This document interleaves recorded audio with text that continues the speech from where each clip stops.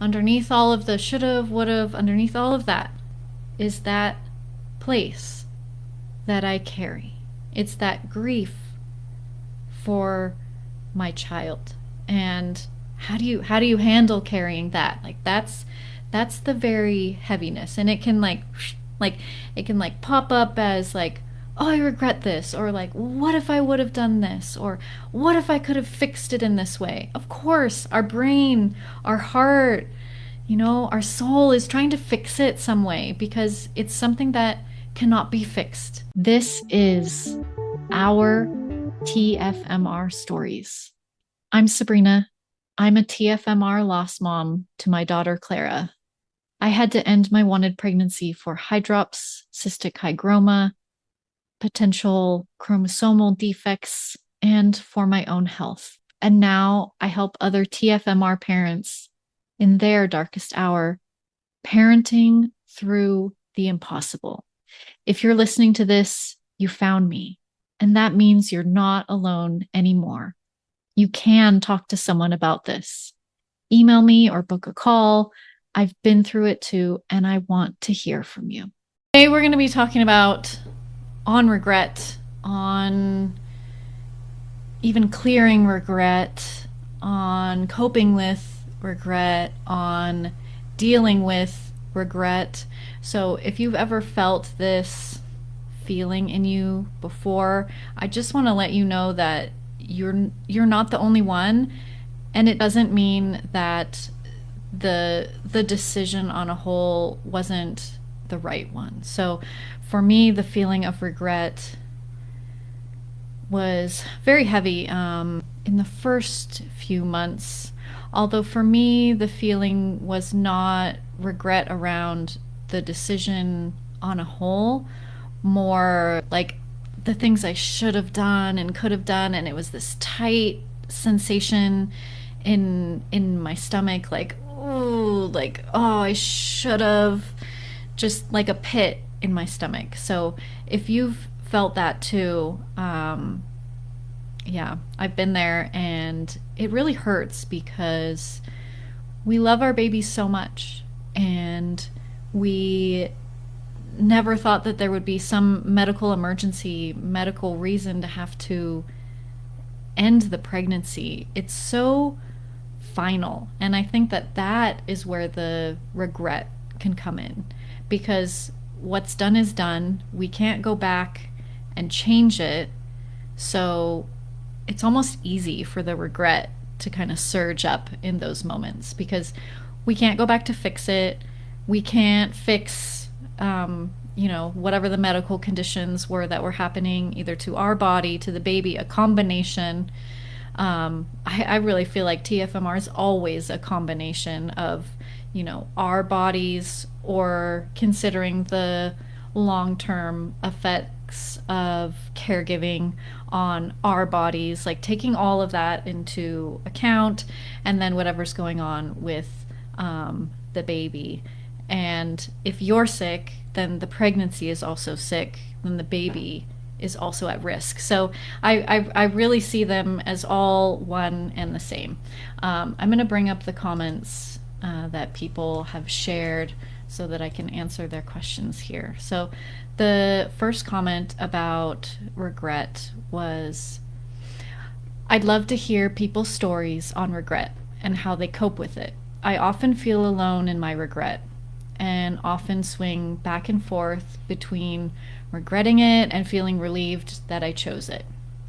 There are some specific aspects of the birth and after it that I wish I could change. Wish I would have taken more pictures, wish I would have held her longer. But it never resonates with me when people say I did it for love for her. I'm not so sure. I believe I operated out of fear of how bad would her condition be, how this would affect my living child now and as an adult. I'm already an older mom. How would this affect my marriage, my finances, etc.? There were so many factors, and I logically know that they were valid, but my heart hurt when I saw her and immediately felt I had done something wrong, and learning to live with that regret has been tough. So yes, hearing others who feel the same would be very welcome. So there's a lot here.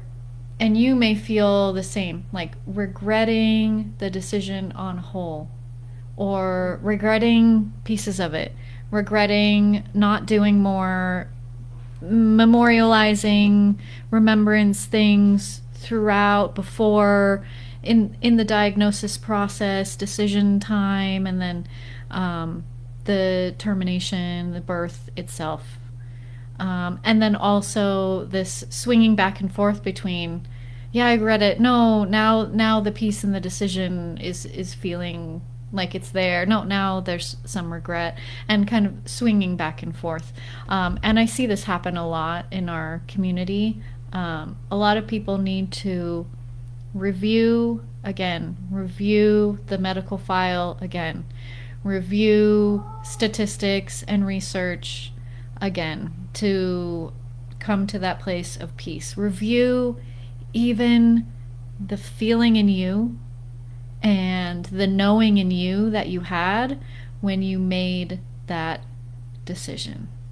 I think that has been like the biggest piece for me that has helped clear the regret, because I look back at the place in me who knew this was the right decision. And whether or not, like in this comment, this person is talking about, did the decision come from a place of love, pure love, or did it come from a place of fear? You know what? We're also allowed to protect our babies and our bodies and our families from horrible things. We are allowed to do that. You are allowed to do that. So those fears that you had around this diagnosis, whatever it was, it's not mentioned here. There will be fear and like awfulness in all of our diagnoses, because it's awful to have to think of, well, what will this mean? All these surgeries, all this, and then will they be gasping for breath? Will they be 40 years old and now I'm gone and being abused in some place and I have no control and I can't help them? Of course we felt fear about all of those outcomes. Of course. But I would like to say, you wouldn't even feel that fear if you didn't love this baby. Like, if we don't care, we don't worry. So even the worry, even that fear, is coming from a place of love. It's a love for your family relationships. It's a love for your situation in life. It's a love for this baby and not wanting to put them through hardships. And also learning to hold the love and the fear. Accept that the fear was there. Yes, this is a very traumatic situation. And I know we've been having a lot of conversations here in the group about the influencer couple who had a T21 diagnosis, and now it's like the internet is in an uproar. And of course, like our internets, like our algorithms are going to feel like they're in an uproar because we, follow like TFMR places and baby loss support places. So it's going to inch its way in there. It's going to inch its way into our algorithms and feel like it's all over the place. And because I've been feeling that way too, but I also do follow like a lot of people in the birth world. I follow a lot of people in the baby loss world. I follow a lot of different pages on grief. So it's going to be there. It's going to be there.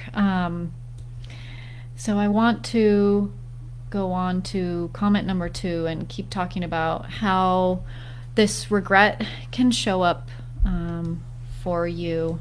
So comment number 2 is, for me, the regret is not knowing if my baby's diagnosis was enough for TFMR. What if her condition changed? Or what if I could have handled it? Was it severe enough to choose TFMR? I have such a hard time with that piece. We did all the testing. My doctor told me if it was his child, he would TFMR. But was the heart defect enough? I don't know. So many people live with it, so why couldn't I? I think whenever we find the gray or could have, or like what would the 1 in 1,000, 1 in 10,000 best case scenario chances of even a fatal, like people who have a fatal diagnosis, even like our brains can even go to this place of like, well, what if it would have been, on that spectrum, that one miracle case. Yes, yes, we have to live with that. And that is something very heavy to carry. I think acknowledging that it's heavy has been something that has helped me a lot with this. It is my burden to carry. It is heavy. It is something that is heart wrenching. It is something that is very, very sad.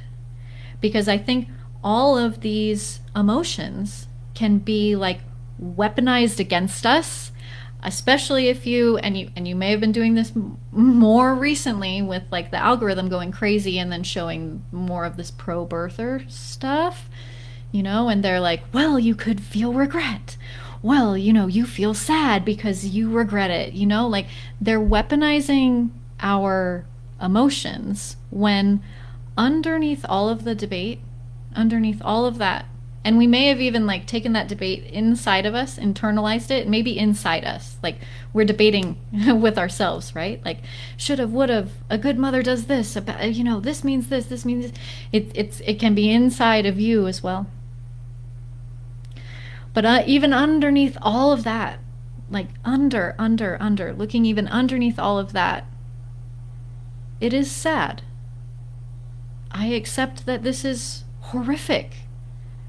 I accept that this is a tragedy. I regret that my baby was sick in this way. I regret that so many medical professionals around me did not know like how to navigate the grief, and then it made it even heavier. Then it made the whole thing feel even worse. Like I regret that. And I do, because it is heavy. And it is sad because it's the loss of a wanted baby. Underneath all of the should've, would've, underneath all of that is that place that I carry. It's that grief for my child. And how do you handle carrying that? Like that's the very heaviness. And it can it can pop up as like, oh, I regret this, or like, what if I would have done this, or what if I could have fixed it in this way? Of course, our brain, our heart, our soul is trying to fix it some way because it's something that cannot be fixed. And that is so, so, so heavy to carry. So yeah, carrying the grayness, like that's how we talk about it a lot in the TFMR community. Like the different spectrum, how like a diagnosis can be on all the spectrums. Like it can have a very, very, very good enough outcome, and even sometimes for some people the good enough outcome is not good enough. Like, no, I do not want that for this baby, for my family, for us. But sometimes, that good enough can also like torture us. Like, what if it would have been that good enough? What if it would have been that good enough place? All the way down through like the horrific, most awful, worst thing that you can possibly think of, all of the worst things happening. And that spectrum can oftentimes be like mostly the worsts. And it was those worsts that you were making sure would not happen in your pregnancy for this baby. So I have to go back to remembering that it was so the worsts wouldn't happen. I'm going to go on to comment number 3. And if anything is coming up, and if you're watching the replay and you want to comment here, please go ahead and comment. For some reason I can't see comments, but I don't know. I'm like looking for them. I can't see them. No, now they're completely gone. Oh, here's one. Thank you for being here. Yes, I think it's important to talk about this feeling, because if not, it's going to be weaponized against us. So just being here, just talking about this, just even acknowledging that regret can exist, along with swinging towards, having the peace in this impossible decision, having that peace, and the knowing, and then swinging back to regret. Or maybe you have big regrets around like one big part of the birth, like you wanted one type of procedure and couldn't get it and had to get another, and now you regret not pushing hard. Whatever the regret is for, just acknowledging that it's there, it shines a light on it. And then it's not this big angry monster that's going to come and like destroy our lives. Because literally, like, our lives have already been destroyed. The destruction is not the regret. The destruction is our babies, or our pregnancy was sick and we have lost a baby. And that is the place where, if you get the right holding, if you are in places like these where you can talk about it and have conversations about it and hear how other people are coping, or if you want to join our live circles in the TFMR support sanctuary and hear how others are having this emotion or anger or remorse or despair, whatever, all of the awful emotions and how they're dealing with it. And then it can give you permission to try something and to care for yourself through these awful, it's awful to lose a child. It's awful to lose a baby. It's awful to lose a pregnancy in any way. In any way. And we also carry the weight of this decision piece, which is why the regret can come up, and it can feel very, very heavy, very personal, because, it's like, you chose it. Right? And we can even do that to ourselves. Like, well, you chose it. And then you go out into the wild, wild world of social media and they're like, you chose. Okay, listen. This is what happened in my pregnancy. My baby was sick and I had to make a medical decision. And you know what another thing is? The people that get a prenatal diagnosis and go forward with it and raise their babies as a medically fragile child, they get the same comments that we do. So, really, is it about TFMR or carrying to term? Or is it about, how dare you, woman, for making a choice? How dare you for thinking about your own? How dare you for having an idea and an opinion and for caring for yourself? Could it possibly be that? How dare you for choosing a parenting action? Because that how dare you is there on the other side. And there is no other side. We're all in this together. We're just parents trying to do our best. All right, I'm going to go on to comment number 3 now. So this is from another member on regret. For me, most of the regret I have is how I went about different things after birth. My son was born via labor and delivery at 20 weeks. When we got to the hospital, they offered genetic testing, which we declined. But why? Why did we do that? If I had been in the right headspace, I would have definitely wanted testing done. I also have regrets about how I spent time with his physical body after he was born. He was born around 6 p.m. after almost 24 hours of labor. I was exhausted. I kept falling asleep while trying to hold him. I was so anxious about what I should be doing. I now know that I did my best, but I still do have regrets about not holding him enough. I have thoughts on this one. So this is like the flavor of regret that shows up around small, but they're not small decisions. Like the big small decisions that we have to make, even throughout, even beyond the TFMR itself.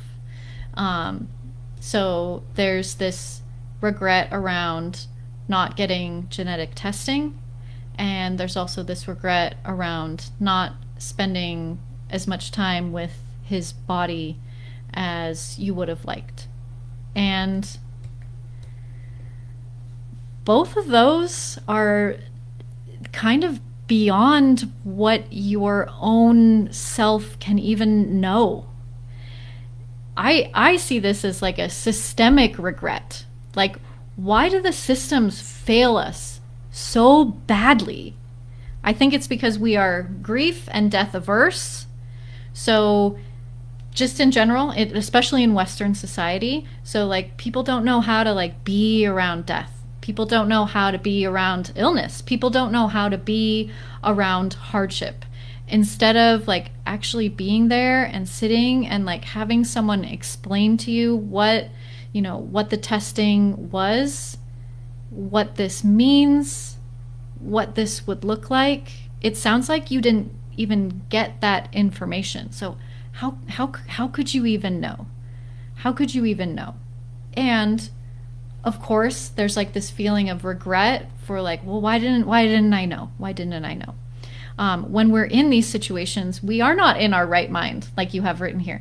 If I would have been in the right headspace, no, we're not in normal headspace. We're in grief, death, birth, liminal space. It's this between space and time. And the caregivers around us should be the ones counseling and also giving extra time, also writing down the information, like why was the information not provided on what it would look like if you do genetic testing? What would it look like if you don't?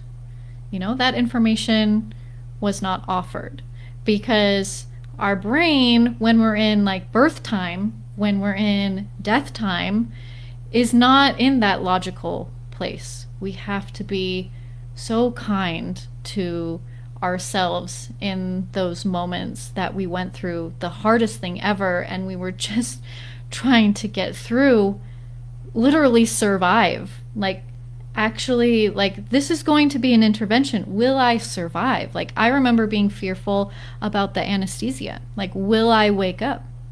I remember being fearful about the procedure. And sometimes, there are things that, it's rare, but there are things that can go wrong in a D&E or labor. There are things that go wrong. And then if you yourself have different, let's say, like marginalized identities, like queer or brown or black or indigenous, then you're also more likely to not get the treatment that you really deserve. So all of those fears are real. So being in crisis, being in like, I'm gonna get myself through this, I have to get through this, is why we decline a footprint. It's why we decline genetic testing, because that's so much. Like, what, I can't even. And then the medical professionals on the other side, they're like, oh, okay, it's your choice, because there's this thing running through TFMR and abortion that it's like, well, I don't want to sway their choice. I don't want to sway. I wasn't involved in this. I wasn't telling them one way or another, right? So, but we need that. We need a little bit of guidance through this. Not someone telling you do this or don't, or forcing or not for. That's not what I'm talking about. It's someone actually being there and saying, if you make this decision, it will look like this. If you choose this, it will look like this. And many people choose this decision and then they feel like this. And many people choose this decision and then they feel like, oh, they missed that opportunity. But that information was never even given to you. So that, I see that as a systemic regret. Like the system needs to regret that, and the system needs to change to take much, much better care of us. This can also go, this goes along with the holding of the body. If the medical professionals have never really been trained or counseled themselves around how to approach and approach again and approach again, and maybe hold the baby themselves and say, oh, she's lovely, and then hand you the baby. Or if they see you're not holding the baby, they can ask, can I hold the baby again? I mean, they're very sensitive. This is a very, very, very sensitive area. But if they haven't gotten that training, how are you supposed to know? How are you supposed to know? They're the ones that are in these situations over and over again. And there's also another comment here. Like I could have cut a lock of his hair. I just didn't know that. There's so much that we didn't know and we're not counseled about. So again, like systemic regret. Like why are we not having this information shared with us? And of course, there are so many levels, because they're understaffed, they're overworked, they're going in and out, they're dealing with so many different patients. And yet this care that we're asking for, it's not something that actually takes more time. It's just kind of like a different angle. But if they haven't been counseled that way, if they haven't been trained that way to approach us, these families, when we're in these situations, and to care for us in this way, then we won't get that care, and we won't get that understanding, and then we will regret it later. We will, because this is something that you can only do once, and and again, that's heavy to carry, and I just want to say I'm so sorry that you weren't. That more wasn't explained about, if you choose this way, this is how you may feel. If you choose this way, this is how you may feel. I also think that, like, in the medical field, the feelings are kind of divorced from the body situation. Like, this is the body, this is the diagnosis, this is what's happening. But that's why we have these groups. That's why we have the TFMR support sanctuary. That's why I'm a grief doula. To have someone who is also there for the in-between of the emotional aspects of what all of these choices, and even like all of the mini choices, could feel like, or even after. And even if you did all of the right, like, and there is no right, even if you did all of the things that you felt like, you should have, you could have, there may even still be regret, because we regret that our baby is gone. So again, like I was saying, it's like what's under, and holding that and caring for that. Something that I also like to do is, and this is something that you can do on your own, whether you're trained in Reiki and energy healing, it doesn't matter. But I use Reiki, and I like send Reiki back to myself in those moments where I wasn't being told, you could do this, or you could get this memorial thing, or yes, we could help you find a place where you can have a different procedure. Nobody did that for me. So I send love and I send energy back to myself in those moments.